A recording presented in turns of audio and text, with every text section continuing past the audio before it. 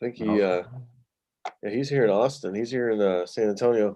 No, not San Antonio, my God, Texas, All Austin. right. We're Chad. We're actually online. I'm looking at everything. Everything looks good on this end. So it looks like we're here And with Big Green Real Estate Talk. Today we're going to be talking about how to pick your real estate agent or what to look for in a real estate agent for that matter. So these are all things that we've probably covered a couple of times in different capacities, but we're kind of bringing it to the table all as one today. And I know, just so you guys know, we're doing a little bit of early morning top it off. I know those who were expecting us on Thursday. Well, I will tell you the market's booming, and so we are just busy. So that I say that just to kind of get you guys out there that we will be making things and doing replays. So I just want to let you guys know. Thank you for listening, and you can always find the replays on Facebook or our YouTube channel. So Chad, you want to start it off and see where you want to go with this whole? Let's pick it out. Let's start with the. What do you think? The listing or the buyer side? How you want to go with we can go with the buyer side. Go with it? that. Okay, Yeah. sounds good. So Tell me what you think on the buyer side. Let's see.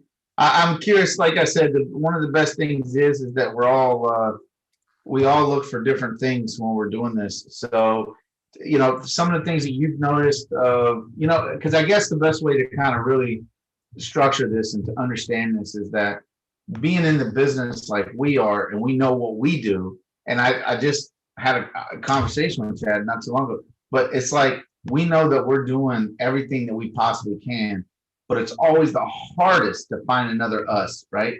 And yeah, and that is the hardest thing because we know that that's the way it goes. But we see things that are awesome, and we also see things that are not so awesome. So, Chad, what are some of those things that you feel that are like great things and some bad things that you've seen on with the buyer agents? Or I think that's the way you were going, yeah. right? So to help buyers out, when you're trying to figure out where to start in the journey, sometimes you just start looking at houses and you think that's where you start. But part of that process, you have to learn who you want to work with during the journey that you're going to be partaking in with somebody because you don't know what you don't know. And if you get into a situation with somebody that you don't vibe with or don't, um, understand or don't like to, maybe you don't have the same type of wavelength. So listen, a good place to start, some people say Zillow, some people say Trulia, some people say realtor.com because they look and see, okay, I like this house. Let me contact the listing agent, the person who listed the house. Let me see if I like them. Or you see those little pop up ads, cute little faces, right? And then of Yeah. course you got all these gorgeous women out here that just want to be all over the place too on Zillow and on your Facebook and everything like that. You got to figure out just because they look good doesn't mean they're going to get the job done. Okay, that's first of all. So second of all, you got to make sure you vibe with somebody that um, that is a bulldog negotiator and that can work in your corner. Okay, so one of these things is one of my friends, he actually told me he's like, when I found you on Zillow because he was looking at a house, he liked the house, he looked at my profile, he saw I had some reviews. So some people base it off of reviews, right? Some people base it off of Google. I've had a few calls off of Google as well. And what that means is people are looking at my reviews and I spend time getting with my clients. I ask my clients, I say, hey, how could I have done my job better for you? How could I have supported you more? And when you start to get into those conversations and deepening the relationships, it naturally trickles over into Zillow and all those other ones. But um, I mean, that's kind of it. I mean, it's not too hard. There's also websites like HomeASAP, I think .com. There's a couple other ones. You know, RealSatisfied.com. They use strategies such as helping agents grow their business by recommending them on their websites. And of course, some pay, some don't. Um, and currently, I don't pay for that type of advertisement. I just get my advertisement from all the listings that I have. on the market. So that helps me grow my business that way. But So that's something I'll bring up too. It's like, you want to make sure that you got somebody, one, that you're really vibing with, meaning that you feel like they're in your best interest. It's not just about the dollar to them. That's the biggest thing. And we got to understand too that there's certain steps, and I'm talking about from the buyer side too. Like, I know a lot of buyers get discouraged when a realtor says, or asks rather, "Oh, do you got a pre-approval letter? Because we're going to need that before we go out to look at a property." Well, guys, anybody that's out there, if you do not have that pre-approval letter, you're wasting a lot of time with the realtor. And the realtors, they're just going to get discouraged if you don't have this. And it's going to be very hard because you got to remember, I mean, majority of us do this for a full-time living. This is how we do it. And I'm only saying this part of it because it's important to have that letter, because if you do like that house, and what's discouraging for the realtor is that they're truly trying to make the effort to help you and you like the house, but they can't even put the offer in on the house because you don't have the letter. And then what happens from there is now we got to wait for that letter to come in. It's not always quick. It just depends on certain circumstances. And basically they're getting discouraged because now somebody else already tied it up, especially with the way the market is today. Houses, there's just not enough inventory sometimes, and this is where it's at. So with that being said, from being on the buyer agent side, as I've seen, let me kind of, and these are things that people got to really look out for, I guess is the best way of saying. But you don't want to, if you don't have, like, for example, one of the things I would bring up is if you feel that there's a couple questions to ask, right, when you're working. So it depends. Are you looking for a house? These are things you got to think about. Are you looking for a house? Are you looking for land? Are you just scoping out the area, right? So there's a couple questions, and these couple of questions will help determine if that realtor is going to be the best for you, right? So some of the questions I kind of go into is like, okay, first and foremost, how long you've been in this area working? That would be my first one. How long you been in the area working as a real estate agent? Well, if they say I've only been in the area for working, a month, but they lived their whole life, well, they're probably still a good agent because they know the area, right?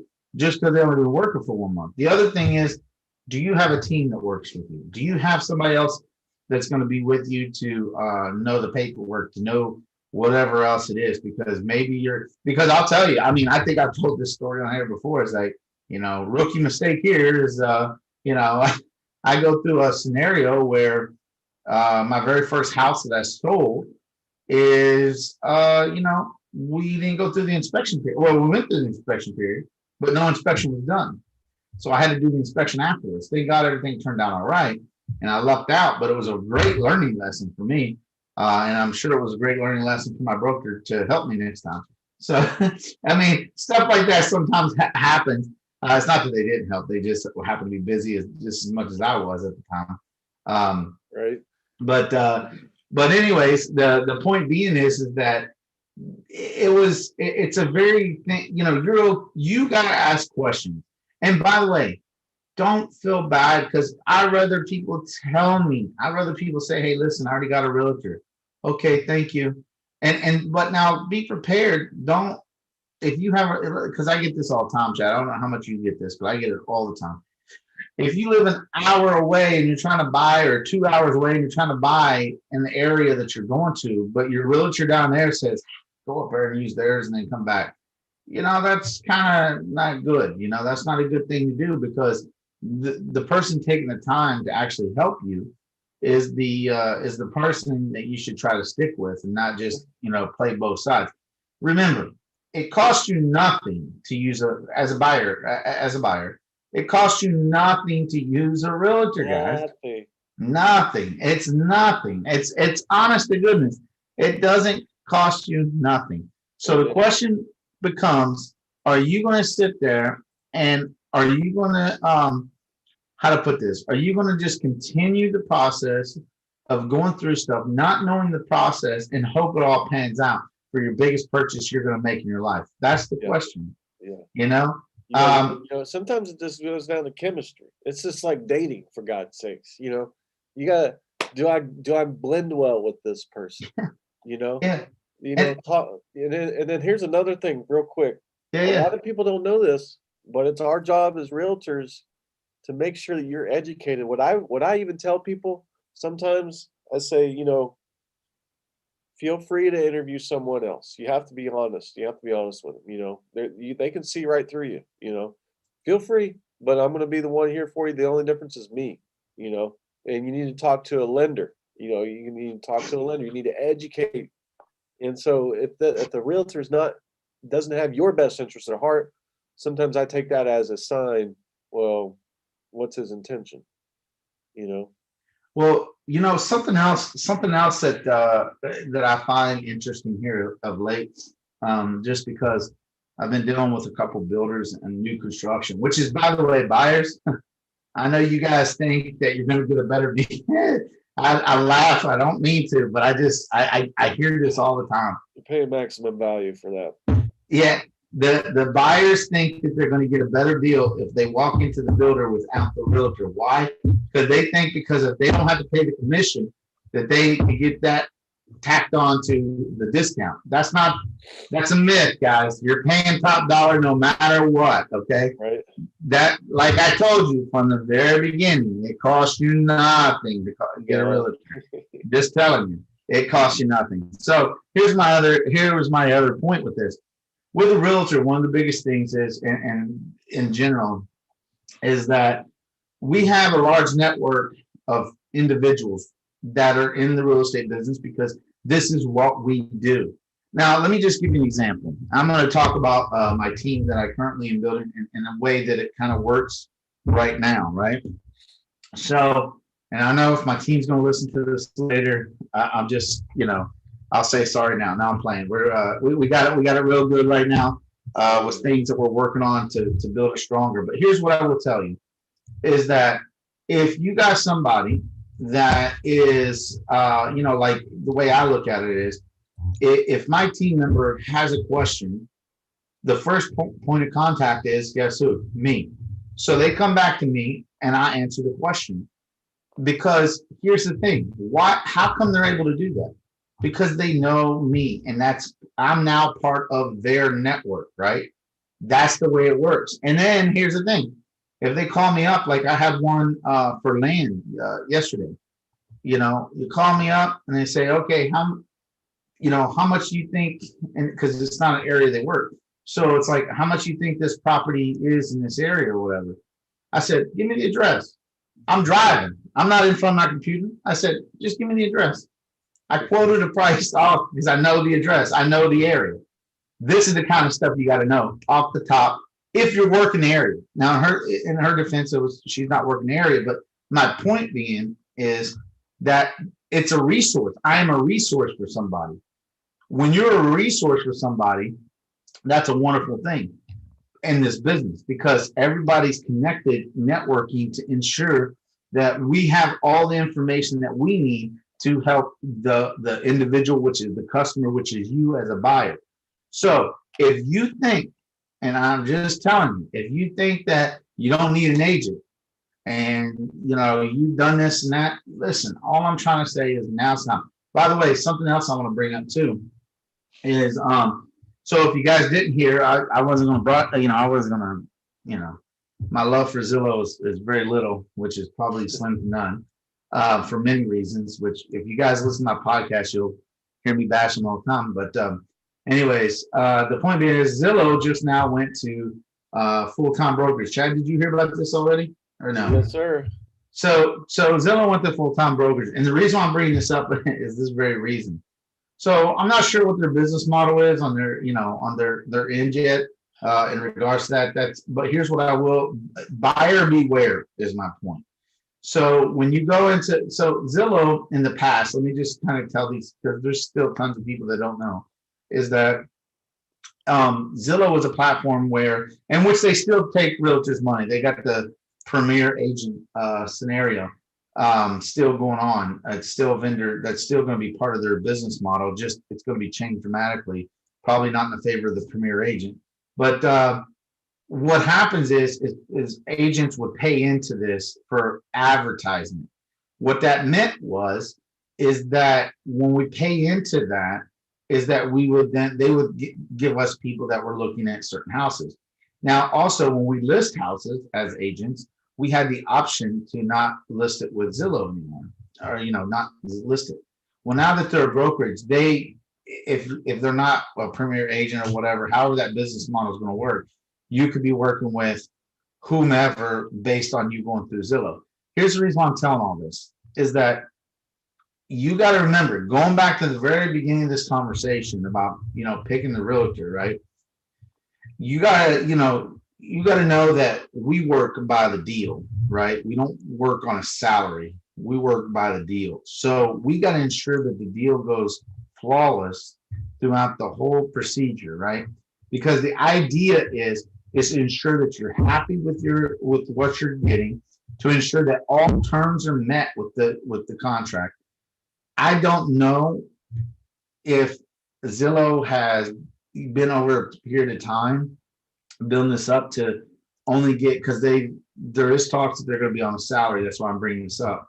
Is that there's going to be talks about that now? Rumor. I know I'm always bashing Zillow, but what I will tell you is just this goes back to what the whole topic is about: making sure you pick the right realtor. Because I'm going to tell you something. It's just like when you go, let me give you one other example. And this is non-real estate even involved, just so you guys can get the picture. All right. So let me put it to you this way. If you guys go and get something at Walmart, okay, you got an hourly employee at Walmart. Now, I'm not bashing all hourly employees at Walmart. I'm just trying to give an example of stuff that I have seen, okay? And what happens is that they're standing there and doing nothing, but yet they're getting paid. Okay.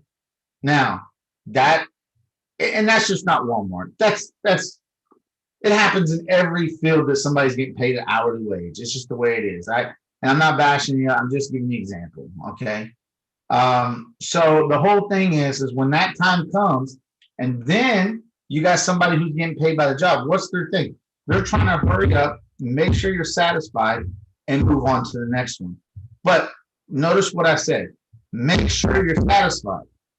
Because if you're not satisfied, what happens? He can't move on or she can't move on to the next job. It just can't happen because then you got to worry about that job. And then there's still remnants of everything happening behind them. With an hourly employee, they just go at their own pace.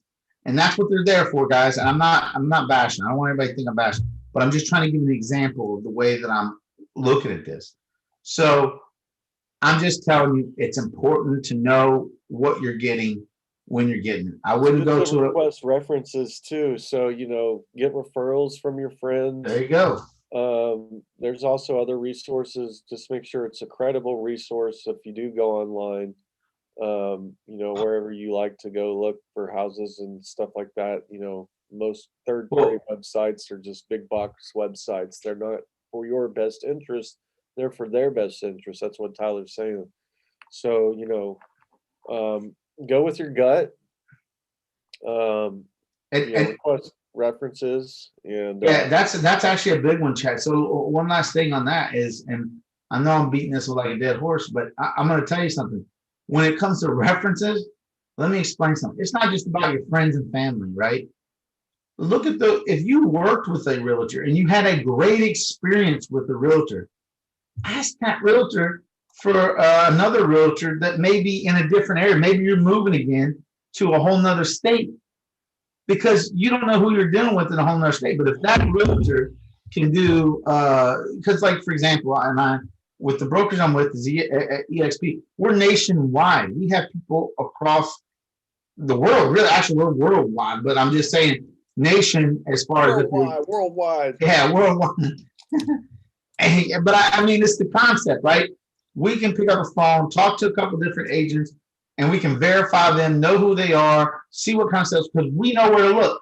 You don't, and we do. So therefore, we can help you and know, because we know what we're looking for based on your circumstances without you even having to go spill your beans to 5 different agents trying to find one.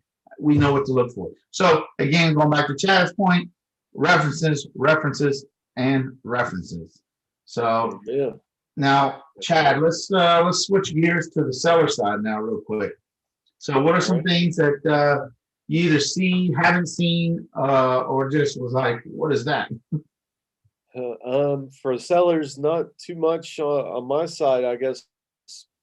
Usually I get my leads for homes that people want to list from referrals. I haven't really received any leads for listings from Zillow or anything like that. Now maybe Google. Um, I've gotten a lead off of that as far as, a couple leads, I think, Google.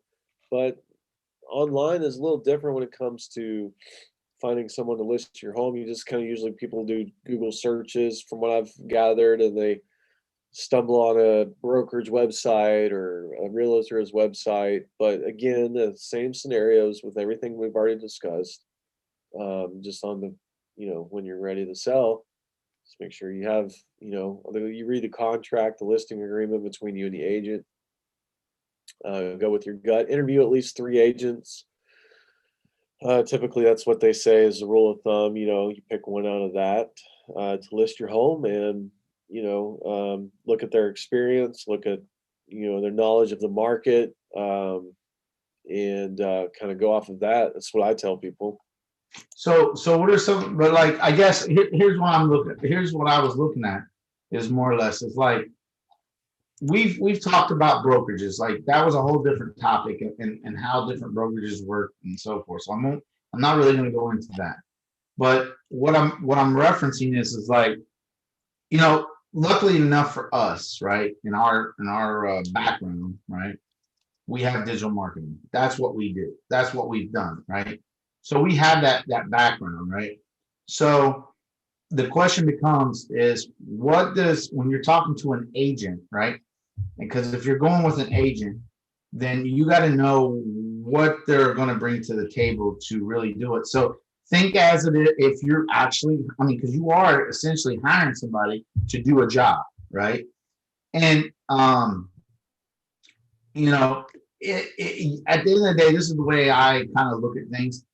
Is that, and I've talked about this numerous times. Is I basically break it down into packages and what my percent is for this or that. But the goal here is, if I come in and let's just say Chad comes in, let me reverse this a second. Chad comes in and he says, "Yep, I'm going to sell your house, Mr. and Mrs. Smith." And that was it. That's all he said. He didn't say how. He didn't say what he was going to, he didn't lay out any type of plan. He just said, "Here's the contract, sign on the dotted line. I'm going to sell your house." Okay. And that's it, right? That's all you're walking out with. But with me, I kind of tell them, "Hey, this is what I do. This is how I'm going to do it." And another thing, professional photos. A lot of realtors, they take their phone, they go out, take a picture of the house, upload it.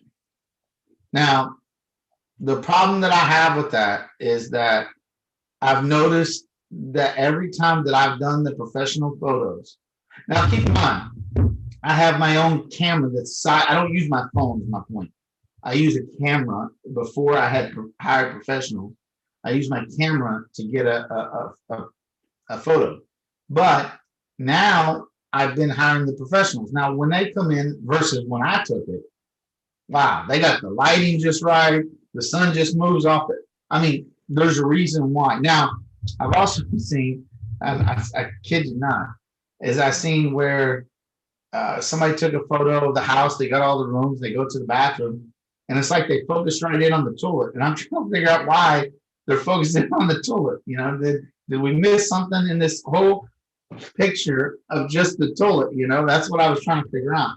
So with that whole thing being part of it, I just kind of come into knowing that you're going to have somebody to market. And there's questions you should ask. How many houses have you sold? Because listen, they may be just sold land. And if they haven't, just because they haven't sold a house doesn't mean they're not good for the job. It just means that, hey, do you have the kind of help, right? Do you have somebody to help you do something? How many years experience does those people have? And these are questions you could ask before making a choice. And what do you bring that somebody else doesn't? These are all things that I tell people that you really need to think about and really think about before you pick it, because when you're doing a traditional way, it's a little different than some of the other ways of doing business, right? Because remember, you could be tied up in a contract and you're just sitting there. Like I know a lady, not my customer. I just happened to have a conversation, but they were looking to sell their place, but they want to sell it fast because of tax reasons. Well, the problem is that if you don't have the right people working to try to sell that fast and understand what that means, then you don't have the right people for the job, because something that said, if you need to sell that 2 or 3 weeks, you need to find the right realtor saying, hey, you got cash buyers? Hey, you got this? What kind of network do you have with cash buyers? But again, these are things, this is why we're having this podcast and discussion, because if you're trying to sell property fast and you're just wanting to get out squeaky clean, just pay off whatever you owe type of deal, those are deals that are great for cash buyers. And making sure you get a good cash buyer and making sure that it's not an assignable contract, which goes back to wholesaling, which eventually we're going to have a whole segment on this. But I just want to, these are all things that I look at from a bigger standpoint with everything. I mean, you agree on that, Chad, essentially with everything that I kind of covered there? Yeah, I do. I think that there's a lot of opportunities. I've read that Orchard and bigger brokerages as well that have been doing this for several years already on the internet. They're starting to do something called salary-based real estate agents, like you talked about. Inman covered it, one of the editors I follow. And it's just something I think that it's all it means to an end is my new phrase this year. It's just all it all boils down to whatever you're comfortable with, however you want to approach it. But these are just the recommendations that we're seeing. Salary-based agents are not, like you said, they're not in it for the game. They're not in it for the hustle. Like your there's shirt.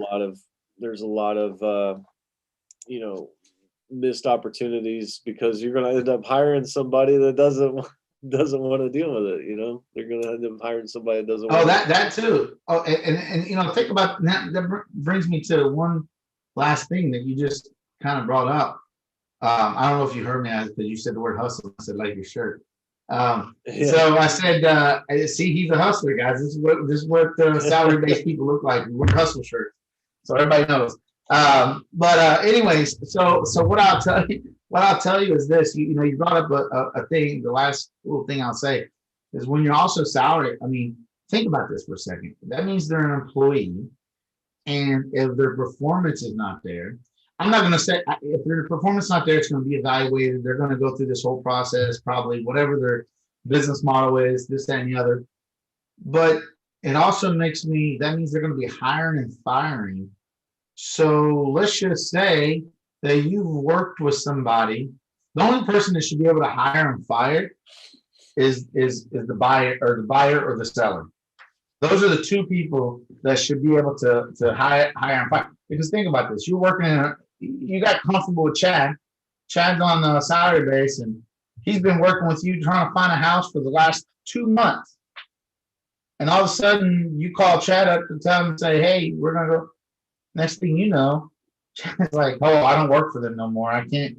We probably signed some kind of contract along the way that I can't even talk to you now. So I'm just saying that this is the way it works. People's got to think. Listen, the only person that should be making decisions is you, meaning the buyer or the seller, because you guys are in the driver's seat because we're here to serve you at the end of the day. And that's the goal, you know?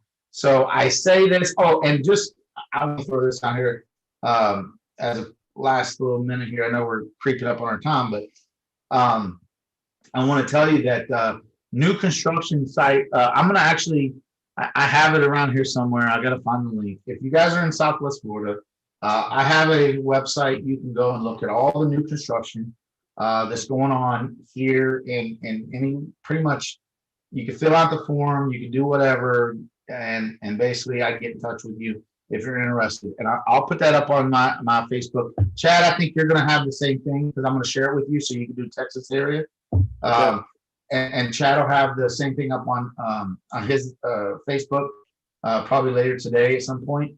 And look for these things because we can help you. That's all we're here. I mean, I know we're not consistent with this right now in the time frame, but if you're seeing this right now, the idea is that this information, we're just trying to get it out to you as quickly as we can so you guys can get this information and actually learn from it or help somebody from it, whatever the case may be.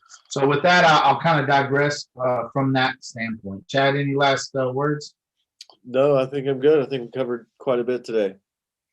All right, outstanding. So with that being said, thank you for listening to Big Green Real Estate Talk, and we look forward to having our next segment soon enough. Probably, I'm hoping next Thursday, but we'll keep you guys posted.